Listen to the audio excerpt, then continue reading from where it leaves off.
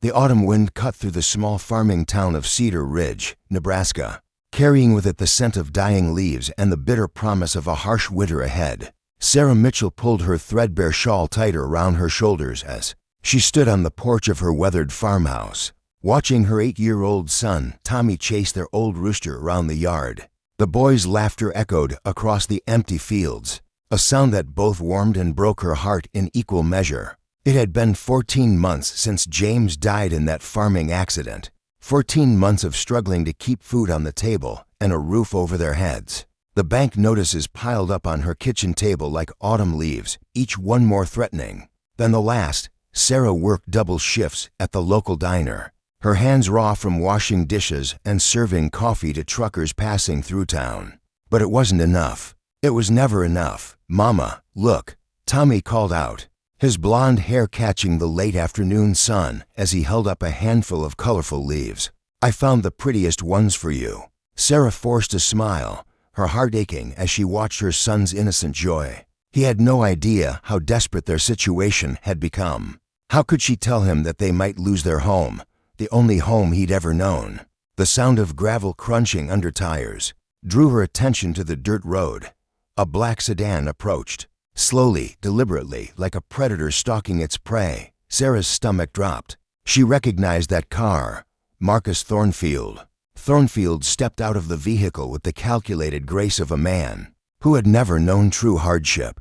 His expensive suit looked out of place against the rural backdrop, and his cold gray eyes surveyed the property with the detachment of someone appraising livestock. He was the wealthiest landowner in 3 counties, a man who had built his empire on the desperation of others. "Mrs. Mitchell," he said, his voice smooth as silk but lacking any warmth.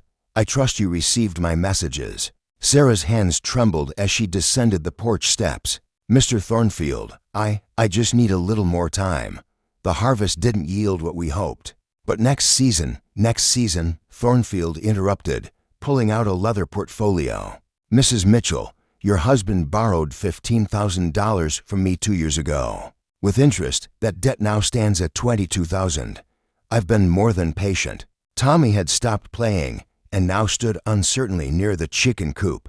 Sensing the tension in the air, Sarah's heart hammered against her ribs as she glanced at her son, then back at Thornfield. "I'm working every day," she pleaded. "I can give you $300 this month, maybe 4 if I pick up extra shifts." Thornfield's laugh was cold and calculating. "$300, Mrs. Mitchell, at that rate, you'll be paying me until your son is middle-aged." He closed the portfolio with a snap that sounded like a gunshot in the quiet evening air. "I'm not a charity. I'm a businessman." The weight of her hopelessness pressed down on Sarah like a physical force. She had tried everything: loans from the bank, asking relatives for help, even considering selling her wedding ring. Nothing had worked. Nothing was enough. "Please," she whispered, her voice barely audible. "Don't take our home. Tommy's been through enough losing his father. This farm is all we have left of James." Thornfield studied her for a long moment, his expression unreadable. Then his gaze shifted to Tommy, who was now petting their old tabby cat near the barn. Something flickered in the wealthy man's eyes, something that made Sarah's blood run cold. "The boy," Thornfield said slowly. "How old is he?" "What?" Sarah's voice cracked. "Your son. He looks strong, healthy. I have connections, people who would pay well for a child to help with their operations. Mining companies, agricultural concerns. He'd be fed, housed, given work that builds character." The words hit Sarah like a physical blow. She stumbled backward, her hand flying to her mouth. "You can't be serious." "Perfectly serious," Thornfield replied, his tone as casual as if he were discussing the weather. "The boy would clear your debt entirely. You could keep your farm, start fresh. He'd have opportunities you could never provide. He's my son." Sarah's voice rose to a near shout, causing Tommy to look over with concern. "He's also your only asset," Thornfield said coldly. "In 3 days, Mrs. Mitchell, I'm foreclosing on this property, unless you come up with $22,000 or make other arrangements." He began walking back toward his car, then paused. "I'll give you until Friday to decide." As the black sedan disappeared down the dirt road, Sarah collapsed onto the porch steps, her body shaking with silent sobs. Tommy ran to her side, his small arms wrapping around her shoulders. "Mama, why are you crying? Did that man make you sad?" Sarah pulled her son close, breathing in the scent of his hair. Grass and sunshine and innocence. How could she explain that a monster had just offered to trade her child's life for their home? How could she tell him that she was out of options, out of hope, out of time? "It's nothing, sweetheart," she lied, her voice muffled against his shoulder. "Mama's just tired." But as the sun set over the Nebraska plains, painting the sky in shades of blood and gold, Sarah Mitchell faced the most impossible choice any mother could imagine. In 3 days, she would lose everything, unless she chose to lose the one thing that mattered most. The autumn wind whispered through the cornfields, carrying with it the promise of decisions that would change everything forever. 2 days passed in a haze of sleepless nights and tormented thoughts. Sarah went through the motions of daily life, preparing meals, helping Tommy with his homework, tending to their few remaining animals. But her mind was trapped in an endless loop of impossible scenarios. Every time she looked at her son, she felt like she was drowning. On Thursday morning, she sat at the kitchen table staring at a cup of cold coffee, when a gentle knock came at the door. Through the window, she could see a familiar figure standing on her porch. David Henley, her neighbor from the farm 3 miles down the road.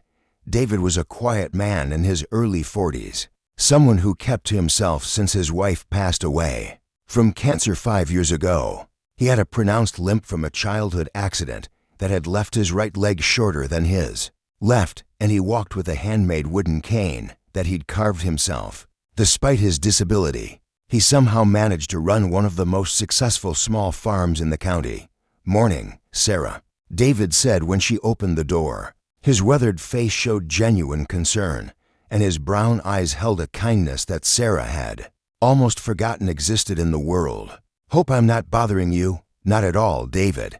Would you like some coffee?" Sarah stepped aside to let him in, noticing how he carefully navigated the porch steps with his cane.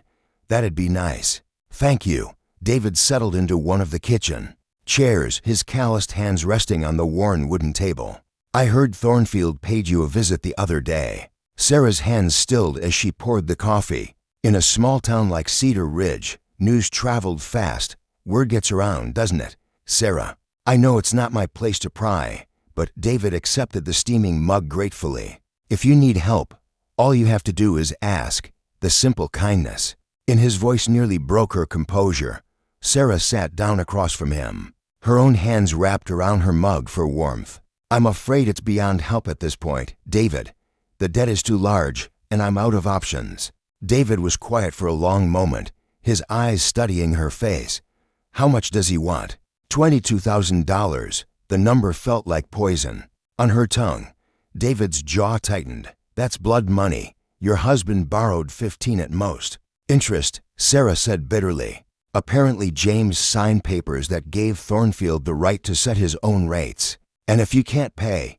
Sarah looked out the window where Tommy was feeding their old horse. "Sugar." The boy was singing softly to the animal, his pure voice carrying on the morning air. "He wants Tommy," she whispered. The coffee mug slipped from David's hands, clattering against the table and spilling coffee across the wooden surface. "What did you say?" "He says he has connections, people who would employ a child." "Mining companies," he said.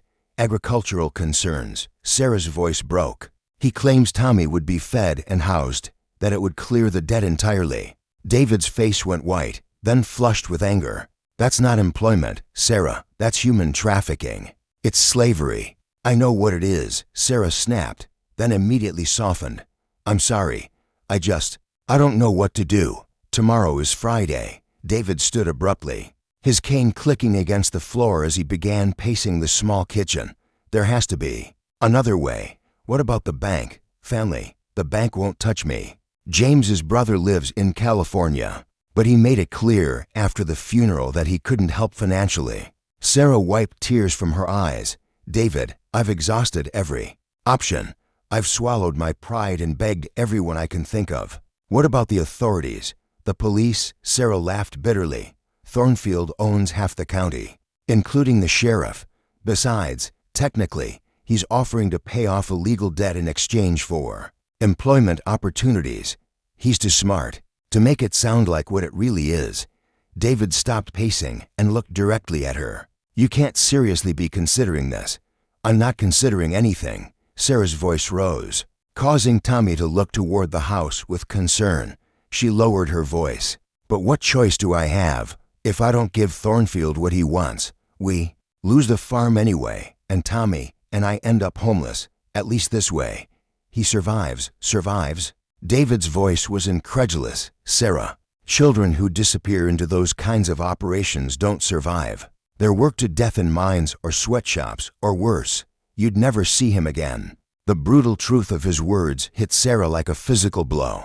She buried her face in her hands, her whole body shaking with sobs. Then what am I supposed to do? Tell me, David. What would you do if it were your child? David knelt beside her chair, his strong hands gently touching her shoulders. I'd find another way. There's always another way. Is there? Sarah looked up at him through her tears. Because I've been trying to find one for 14 months, and I'm out of time. They sat in silence for several minutes, the only sound Tommy's distant singing and the tick of the old wall clock. Finally, David spoke. How much do you trust me, Sarah? The question surprised her. What do you mean? I mean, do you trust me enough to let me try? Something that might seem crazy, but could work. Sarah studied his face, seeing determination mixed with something she couldn't quite identify. David, if you're thinking of lending me money, I'm not.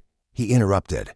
I don't have $22,000 any more than you do. He paused, his eyes never leaving hers. But I might have something else Thornfield would want. Before Sarah could ask what he meant, Tommy's voice called from outside. Mama, there's a car coming. They both looked out the window to see the familiar black sedan approaching. Sarah's heart began racing as panic set in. He's early. He said Friday. David stood, gripping his cane tightly. Maybe he's here to negotiate. Or maybe he's here to collect. Sarah's voice was barely a whisper as Thornfield's car pulled into the yard. David placed a reassuring hand on Sarah's shoulder. Trust me, he said quietly, no matter what happens, trust me. Sarah nodded, though she had no idea what David could possibly do to change their desperate situation. As they watched Thornfield emerge from his car, with that same predatory confidence, she couldn't shake the feeling that the next few minutes would determine not just Tommy's fate, but the course of all their lives. The morning sun cast long shadows across the farmyard, and in those shadows, Sarah glimpsed both her deepest fears and her last, fragile hope. Thornfield approached the house with measured steps, his polished shoes incongruous against the rough wooden porch. He carried a leather briefcase and wore the satisfied expression of a man certain of his victory. Behind him, Sarah noticed a second figure emerging from the passenger side of the sedan, a thin, nervous-looking young man in an ill-fitting suit who kept glancing around as if expecting trouble. Mrs. Mitchell, Thornfield called out as he climbed the porch steps. I trust you've had time to consider our arrangement. Sarah felt David's steadying presence beside her. As they stepped onto the porch, Tommy, sensing something important was happening, had moved closer to the house but remained by the old oak tree, his young face filled with confusion and growing fear. Mr. Thornfield, Sarah began, her voice shakier than she intended. Before you answer, David interrupted, stepping forward despite his pronounced limp. I'd like to make a counter-proposal. Thornfield's eyes narrowed as he took in the farmer with the walking cane. And you are? David Henley. I farm the property 3 miles east. David's voice was steady, but Sarah could see the tension in his shoulders. I understand Mrs. Mitchell owes you money. $22,000, to be precise. Thornfield set his briefcase down and crossed his arms. Though I fail to see how this concerns you, Mr. Henley, was it? It concerns me because I'm prepared to settle her debt. Sarah's head snapped toward David in shock. David, no. You said you didn't have. I don't have the money, David confirmed, his eyes never leaving Thornfield's face. But I have something else you might want. Thornfield's companion whispered something in his ear, but the wealthy landowner waved him off impatiently. I'm listening. David took a deep breath, his knuckles white where they gripped his cane. My farm, 160 acres of prime Nebraska farmland. No liens, no debts. Free and clear. David, Sarah gasped.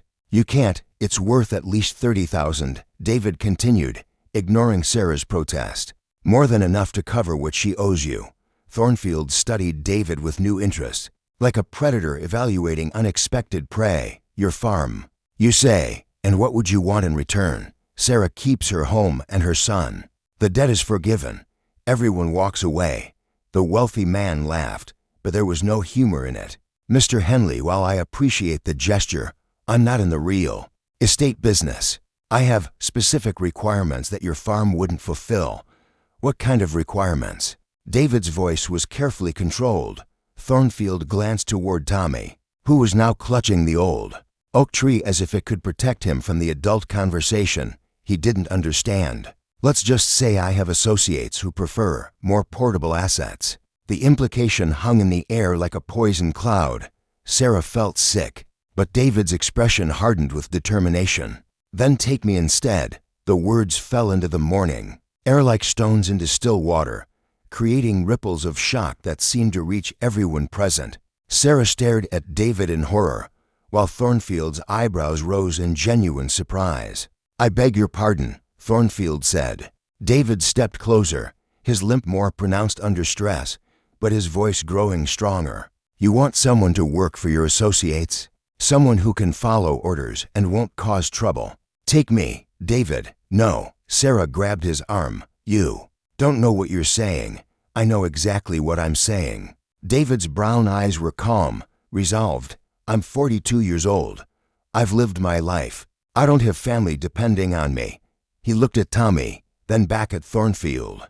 That boy has his whole future ahead of him. Thornfield's companion leaned in again, whispering urgently, but Thornfield held up a hand for silence. He studied David with calculating eyes, as if seeing him for the first time. You're serious, Thornfield said finally. Dead serious. You understand what you're offering. These aren't desk jobs, Mr. Henley. The work is hard, dangerous. The conditions are primitive. David's jaw tightened. I've been working hard my whole life. This leg might slow me down, but I'm stronger than I look. Sarah watched in growing horror as Thornfield actually seemed to consider the proposal. Please, she whispered, don't do this, either of you. But David was already lowering himself to his knees on the rough wooden porch, his cane clattering. To the side, the action clearly caused him pain, but he looked up at Thornfield with unwavering determination. I'm begging you, David said, his voice carrying across the yard to where Tommy stood frozen by the tree. Take me instead of the boy. Let him grow up with his mother. Let him have the chance at happiness that every child deserves. For the first time since Sarah had known him, Marcus Thornfield looked genuinely unsettled. His cold composure cracked slightly as he stared down at the kneeling farmer. Get up, Thornfield said quietly. Not until you give me your word. Take me, forgive Sarah's debt, and leave her family alone. Tommy had begun crying by the oak tree, though he didn't understand why. The sight of the kind farmer on his knees, the tension in his mother's face, the presence of the scary man in the expensive suit, it all combined to create a fear that his 8-year-old mind couldn't process. Sarah knelt beside David, tears streaming down her face. Please don't do this. I can't let you sacrifice yourself for us. You're not letting me do anything, David said gently. This is my choice, my life to give. Thornfield's companion tugged at his sleeve again, his whispered words more urgent now. This time, Thornfield listened, his face darkening with some internal struggle. Your noble gesture is touching, Mr. Henley, Thornfield said finally, his voice quieter than before. But my associates prefer younger workers, more trainable, more adaptable. David remained on his knees, but his voice grew stronger. Then your associates are cowards who prey on children because they can't handle real men. Take me, or walk away. Those are your only choices. The challenge hung in the air between them, and Sarah could see something changing in Thornfield's expression. For a moment, just a moment, the calculating businessman was replaced by something else, something almost human. The The autumn wind picked up, rustling the dying leaves and carrying with it the sound of Tommy's quiet sobs. In that moment, as David knelt in the dirt offering his freedom for a child's future, something shifted in the very air around them. What happened next would change not just their lives, but the heart of a man who thought he had forgotten how to feel. The silence stretched between them like a taut wire, broken only by the distant sound of Tommy's frightened whimpers and the whisper of wind. Through the cornfields, Thornfield stared down at David, still kneeling on the rough porch boards, his cane lying forgotten beside him. Sarah had never seen the wealthy landowner look so uncertain, so genuinely troubled. "Get up," Thornfield said again, but his voice lacked its earlier authority. "Not until you answer me," David replied firmly. "Do we have a deal?" Thornfield's companion stepped closer, his nervous energy palpable. "Mr. Thornfield, we should go. The timeline we discussed." "Shut up, Pierce," Thornfield snapped, his eyes never leaving David's face. "Just shut up for a minute." Sarah watched in amazement as the powerful man who had seemed so certain of his cruel plan just moments before now appeared to be wrestling with something internal. His hands shook slightly as he ran them through his graying hair. "You have no idea what you're asking for," Thornfield said quietly. "These people I work with, they don't care about noble gestures or self-sacrifice. They care about profit, productivity. A man with your limitations would be of little use to them." David struggled to his feet, ignoring Sarah's attempt to help him. "Then why don't you tell them you couldn't collect, that the debt was uncollectible?" "Because I've already promised them the boy," Thornfield exploded, his composure finally cracking completely. "Do you understand? I've taken their money, made commitments. These aren't people you disappoint and walk away from." The admission hung in the air like a confession, and Sarah saw something flicker across Thornfield's face. Fear, real fear. "Then you're in as much trouble as we are," David observed quietly. Thornfield's laugh was bitter and hollow. "More, much more. When you owe money to banks, they take your property. When you owe favors to these people, they take everything." "What kind of favors?" Sarah found herself asking, though part of her didn't want to know. Thornfield looked at her as if seeing her for the first time. "The kind that keep me awake at night. The kind that made me think offering up your son was just business." Tommy had stopped crying and was now edging closer to the house, his child's intuition telling him that something important was happening. He climbed the porch steps slowly, his small hand reaching for his mother's. "Mama," he said in a small voice. "Why is everyone sad?" Sarah gathered her son into her arms, holding him tight against her chest. The feel of his small, warm body reminded her of everything she had to lose, and everything David was willing to sacrifice to protect. "Tommy," David said gently, "do you remember what I taught you about being brave?" The boy nodded solemnly. "Being brave doesn't mean you're not scared. It means you do the right thing even when you are scared." "That's right." David smiled at him, then looked back at Thornfield. "Sometimes being brave means standing up to bullies. Sometimes it means protecting people who can't protect themselves." Thornfield flinched as if he'd been slapped. "You think I'm a bully?" "I think you're a man who's forgotten who he used to be," David replied calmly. "I think you've made choices that led you so far down a dark path that you can't see the light anymore." "You don't know anything about my choices," Thornfield said, but his voice lacked conviction. "Then tell me," David challenged. "Help me understand how a man ends up trafficking children to pay his debts." For a moment, Sarah thought Thornfield might explode again. Instead, he seemed to deflate, his shoulders sagging under some invisible weight. "My daughter," he whispered. "They have my daughter." The words hit like a physical blow. Sarah gasped, and even David took a step back in shock. 3 years ago, Thornfield continued, his voice barely audible. "Emma was studying abroad in Eastern Europe, art history. She was so passionate about it, so alive. Then she disappeared. For months, I searched, hired investigators, contacted every authority I could think of. Nothing." Pierce, the nervous companion, shifted uncomfortably but said nothing. "Then they contacted me," Thornfield went on. "They had Emma. They showed me proof, photos, a video of her asking me to do whatever they wanted. They said if I helped them with their operations, In the States, they'd keep her safe, fed. Alive, oh God, Sarah breathed. Every child I've procured for them, it's been to keep my own child alive. Every family I've destroyed, every life I've ruined, it's all been to save the one person who matters most to me. Thornfield looked at Tommy in Sarah's arms, and his face crumpled. Until today, I told myself it was worth it, that a father's love justified anything. David limped closer, his cane forgotten. But it doesn't, does it? No, Thornfield whispered. It doesn't. Looking at this boy, seeing his mother's love, watching you offer your life for theirs, I realize I've become the monster I set out to fight. The admission seemed to break something inside him. Thornfield fell to his knees on the porch, his expensive suit forgotten as he wept openly. I'm sorry, he sobbed. I'm so sorry. I thought if I could just give them what they wanted one more time, I could find a way to get Emma back, but there's never going to be a way, is there? They'll never let her go. They'll keep using her to control me until we're both dead. David knelt beside him, his hand resting on the broken man's shoulder. It's not too late to make a different choice. Yes, it is, Thornfield said bitterly. You don't understand. These people can be stopped, David interrupted, but not by giving them more victims, not by perpetuating the cycle. Sarah watched in amazement as David, the quiet farmer with the gentle heart, reached into his pocket and pulled out his phone. Who are you calling? Thornfield asked in alarm. The FBI, David replied calmly. My brother-in-law works organized crime division out of Denver. He's been waiting years for someone with inside information about human trafficking operations. They'll kill Emma. Thornfield protested. They're going to kill her anyway, David said gently but firmly. You know that.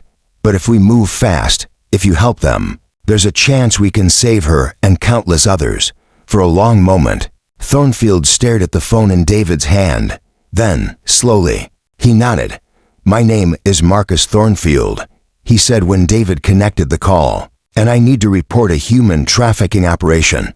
I have information about kidnapped children, including my own daughter. I'm ready to cooperate fully. As Thornfield gave his initial statement to the federal agents, Sarah held Tommy close and watched David coordinate what would become the largest human trafficking bust in Nebraska's history. In the weeks that followed, Thornfield's testimony would lead to the rescue of dozens of children, including his own daughter Emma, who was found alive in a facility in Romania. The debt that had threatened to destroy Sarah's family was forgiven as part of Thornfield's cooperation agreement. More importantly, a broken man found his way back to the light, and a quiet farmer with a bad leg proved that sometimes the greatest courage comes from the most unexpected places. 6 months later, as Sarah and Tommy worked in their garden alongside David, who had become a permanent fixture in their lives and hearts, she often thought about that terrible morning when everything changed. The morning when a man's willingness to sacrifice himself for others had saved not just one family, but dozens of children and their parents across the country. The autumn winds still blew across the Nebraska plains, but now it carried with it the sound of children's laughter and the promise that sometimes, even in the darkest moments, human decency could triumph over human greed. And in the farmhouse where it all began, 3 people who had found each other in their darkest hour continued to build a life, founded on the simple truth that love, real love, always demands sacrifice, but never demands the sacrifice of innocence. Tommy's boots, the ones Sarah had managed to buy him that Christmas, with money from David's successful harvest, carry him through puddles and fields, over hills and through adventures, just as they should. Some trades, they had learned, were never worth making. Others, made from love and courage, could change the world.